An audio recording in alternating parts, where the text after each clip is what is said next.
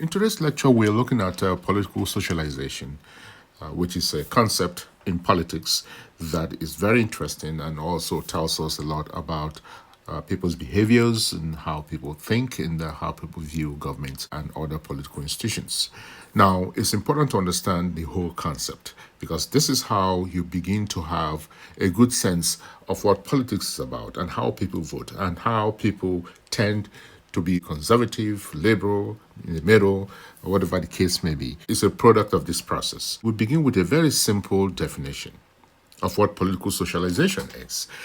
And here it says political socialization, the process of shaping, right? So we want to shape the process of shaping one's ideas and attitudes about government. Very simple definition. Please take note, students. The process of shaping one's ideas and attitudes, and we can even add behaviors. So let's put that here. Please take note. Behaviors of citizens. This is citizens about their government, right? Now, just like anything else, you have opinions about different things in life. You have opinions about your favorite sports team. You have opinions about your school teachers, for example. You have opinions about if you are in a group setting. You have opinions about the leader of the group. So we all have opinions about different things. But the question is, how do people get their opinions, right? What are the factors that allow people to have opinions? Now, that's a question we should be answering in this lecture. But before we move on, I want to make sure we understand the definition of political socialization. We have politics, right? Political is politics, right? Politics. And then we have socialization. Now, what is socialization, right? Is the process, as this says here, is the process of shaping one's ideas and attitudes in society. Right? So society has a lot of influences, and those influences then are responsible ultimately for how we see political institutions, for how we behave politically. Now, some people are apolitical because of the socialization that they've experienced, right? They are just detached from the political system because they are disgusted by politics, the way politics is played, and by some politicians and the way they conduct themselves and so forth. So they are apolitical, right? And that is part of political socialization as well. Socialization in this context does not mean that you are either conservative, liberal, or in the middle. It can also mean you're apolitical. Apolitical are those people that don't have political affiliations, essentially, right? So let's put that here. So apolitical, right? This is political. They don't have political affiliations. They just don't care about politics. They're just moving on with their lives and so forth. All right, so before we move on then, let's take a look at it one more time. Political socialization, the process of shaping one's ideas, attitudes, and behaviors, all right, about government, behaviors of citizens towards government. Now, let's take a look at those factors that influence political socialization. And it says here, agents, factors that affect political view or political socialization. Now, take note of this because, again, as I said earlier, this is very critical in understanding this concept because these agents are very, very important in the way we see things, not just about politics, but about life in general. We are born into a family. When you're born into a family, you take on the identity of that family, right? So let's take a look at this here. So these are your parents, right? These are your parents. And you are born into a family. This is you. You're born into a family. And you are raised by these two individuals according to their ideas, right? According to how they see things, according to their ideologies, right? And according to their viewpoints on a whole host of things, right? So, for example, if they're of a certain religion, well, you are of that religion as well. Because very early in life, they take you to religious occasions and religious services and religious events and so forth. And eventually you grow up becoming a member of that religion. Now, not all the time. Some people move away after they realize that this is not for me. But most people stick around.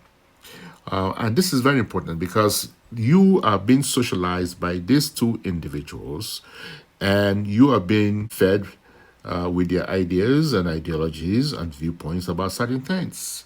And that's why we see some people have certain beliefs, right, very early on in life. It may be beliefs that are antisocial, maybe beliefs that are racist, for example. And they have those beliefs because they have seen the adults in their lives behave that way. And some people are also very nice, very early on in life. They are philanthropic. They care about the homeless because the people in their lives, the adults in their lives, have instilled those values in them. This is socialization. But when we talk about political socialization, then the family also comes to play. The family is one of the institutions that is so critical in society. As I said earlier, we're all born into a family and we take on the identity of the family, right? So we take on the identity of our parents, right? This is identity of our parents. And of course, we listen to them and we do things that they do as well. Sometimes we take the road that they take as well in life. If your parents are teachers, sometimes you want to be a teacher. If they're in the medical profession, you want to be in the medical profession as well. So family becomes a critical influencer. And the way the family thinks oftentimes influences children, the way you think as well, right? Because you spend a lot of your time here, right? So in most societies, you spend the first 4 years at home with your parents, not going to school. You're there with them, especially the mother takes care of you and you learn from the mother, etc. And after the first 4 years, you go to school and you learn more about society there as well, right? So at the beginning then, your parents and your family are the influencers.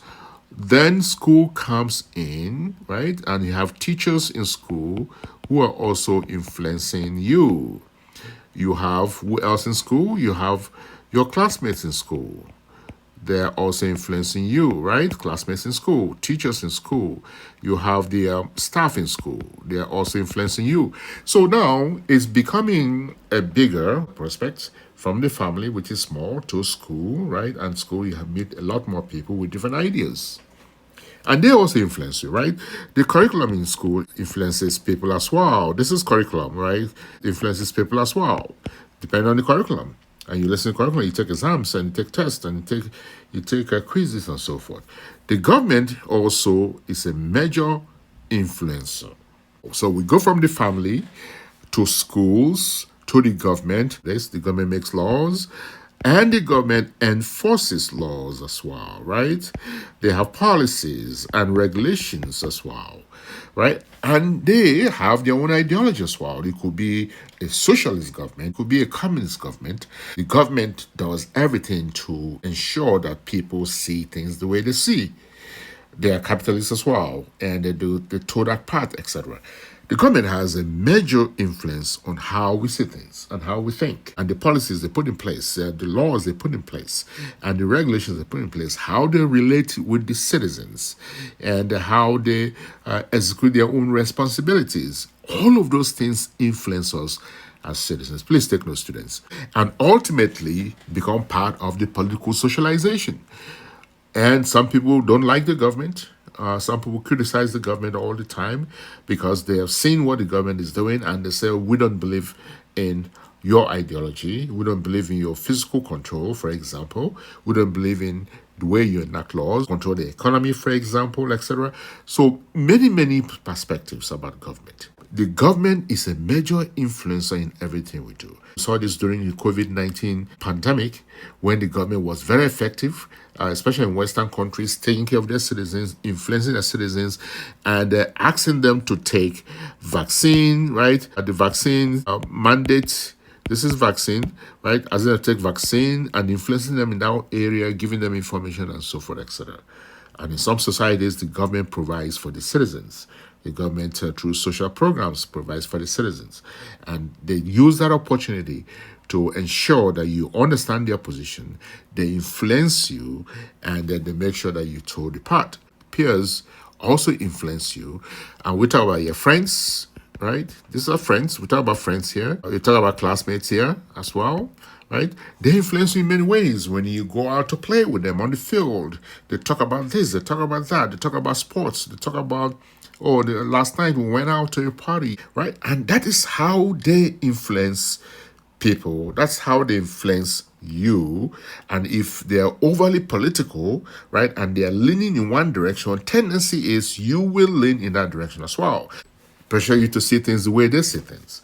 So peers are very important, especially at the early age when people are vulnerable to different ideas and that they don't have their defenses in place and they are not established in their own beliefs. They can be influenced by peers. And if the peers say at an early age, oh, we don't like the government because the government is oppressive, you begin to think that way as well. And if they say, we love this government provides everything for us, it's a great government, it's a working and functional government, you see things that way as well because you are going with the trend.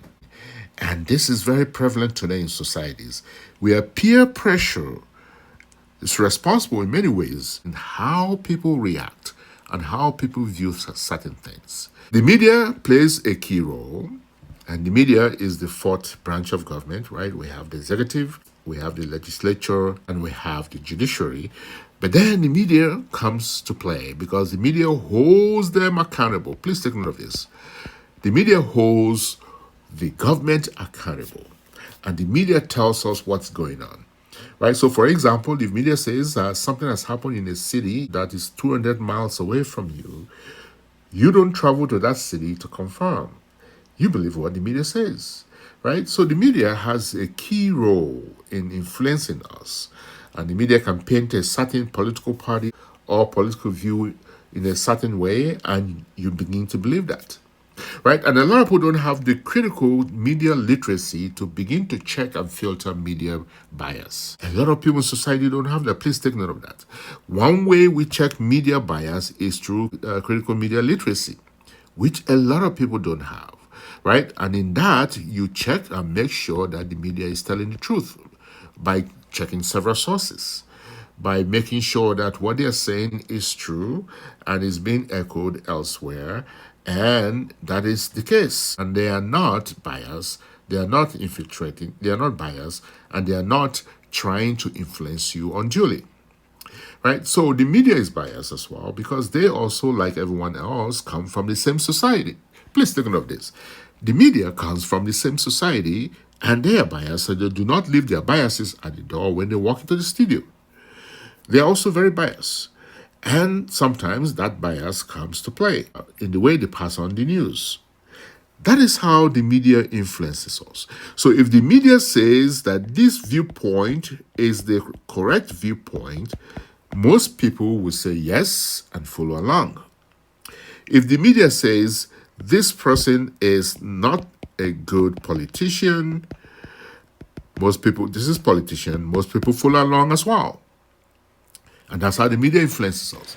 So the media is a very major component and a major element in society that influences us socially, influences us politically, because they are not only the fourth branch of government that checks the government and reports what they do to us, they also have the reach and the access. So let's put that here, please.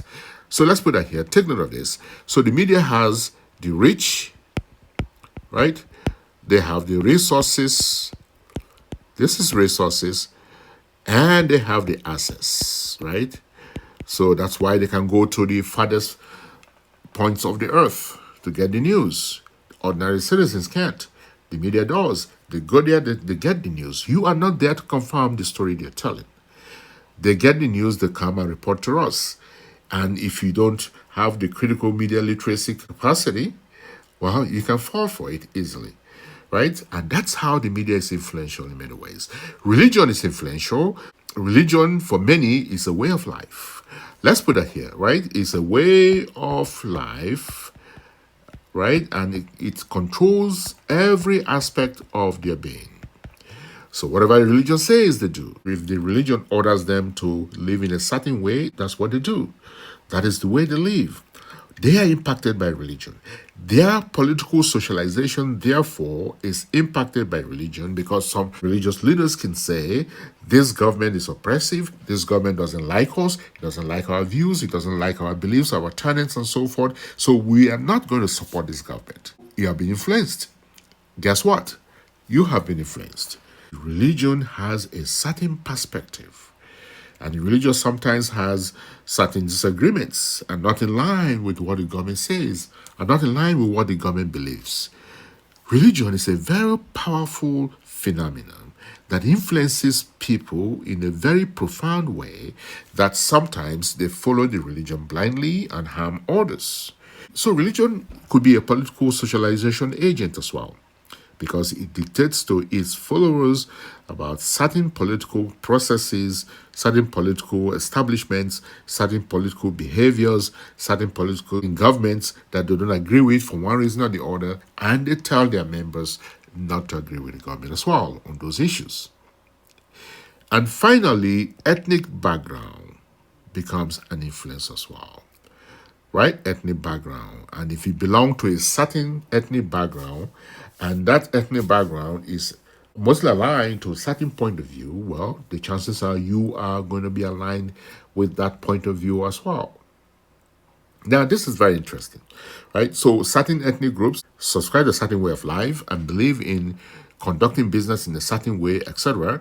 And if the government is not in line with them, well, they make sure that the members of that ethnic group disapprove of the government, see things in a certain way, have their own viewpoints about certain issues. It could be about the economy. It could be about education. It could be about social welfare.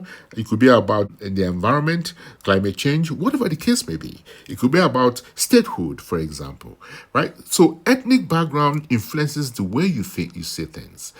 Certain groups of people that are being oppressed by others will certainly see the oppressor in a certain way because of the act of oppression. They are being influenced by the act of oppression to see things in a certain way, and they are being targeted because of their ethnic background, or maybe based on other factors as well. But ethnic background becomes a key factor in political socialization, because in some countries, some ethnicity vote a certain way because of their experience, because of their history, because of what they've been through, and because of perhaps they're looking for self-determination or they're looking for autonomy, etc. They vote a certain way. So based on the ethnic background, you can be influenced. You can see things in a certain way. You can behave in a certain way. You can have certain ideas because of how you were socialized, because of your orientation, because of what the elders in that ethnic group have told you, because of the experiences of that ethnic group. Perhaps it's been oppressed, and therefore they have certain mindset.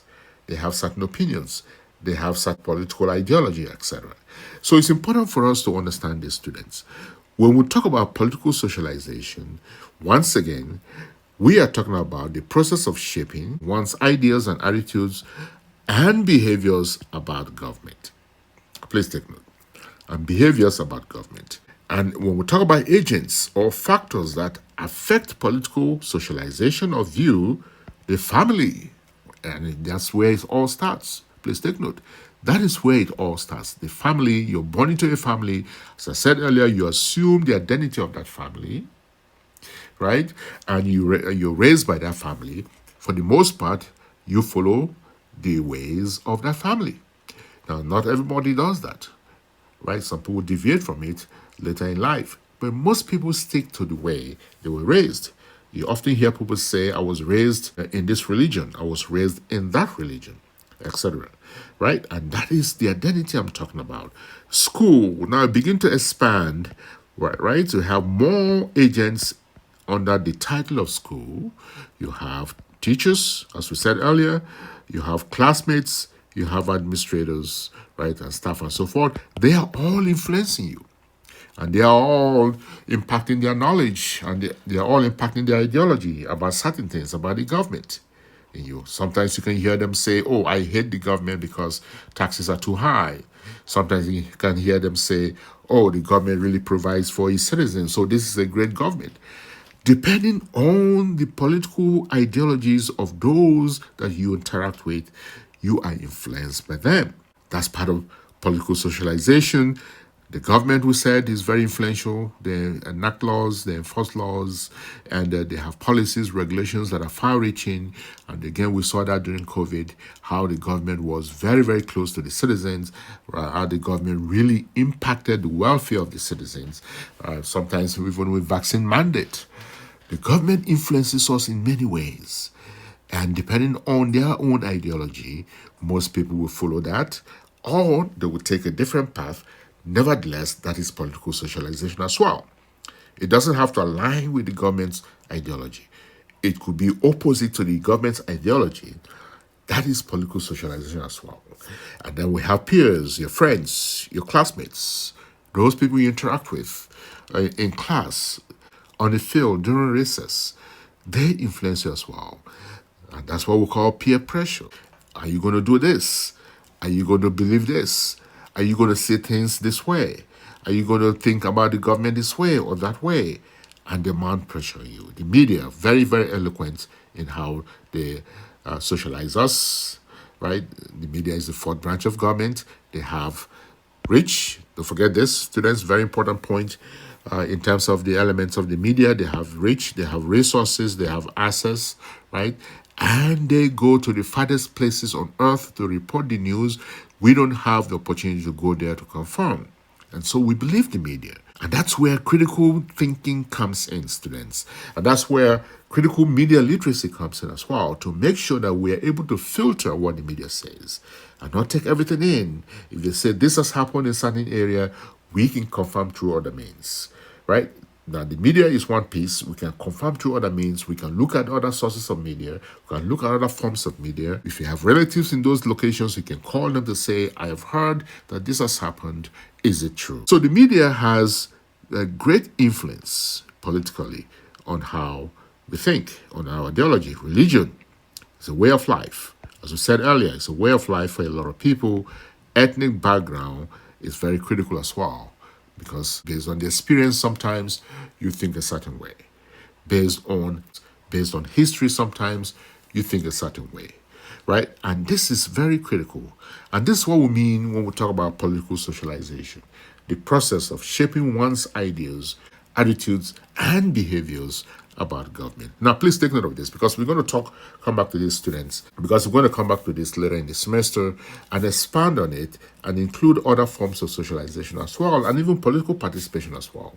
What are the agents, and how do citizens become interested in politics, and how do they participate? What is the level of their participation, and what are the motivations and the driving forces for participation? All right, so we're going to end this here, and we're going to pick it up next week.